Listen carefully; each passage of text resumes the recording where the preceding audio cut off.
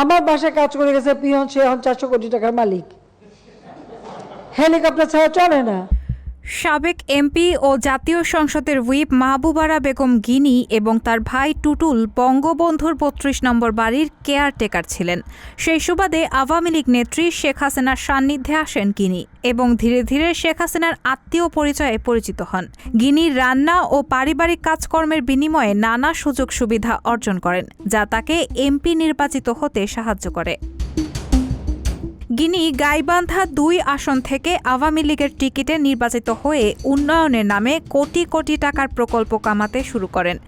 বেশিরভাগ সময় ঢাকায় থাকলেও তার ভাতিজা আহসান হাবিব রাজীব ও সহযোগী মৃদুল মোস্তাফি ঝন্টু গাইবান্ধার কাজ সামলাতেন।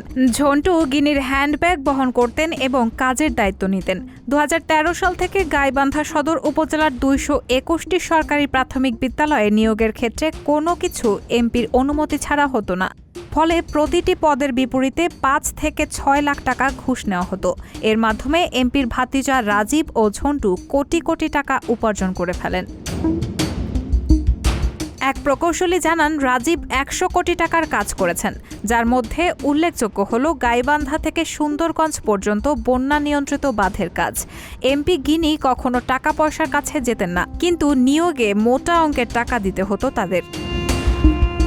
জুলাই সংস্কার আন্দোলনে বিক্ষুব্ধ জনতা গিনি ও রাজীবের রাজপ্রাসাদতুল্য বাড়ি ভাঙচুর করেন। তাদের বিরুদ্ধে মামলাও করা হয়।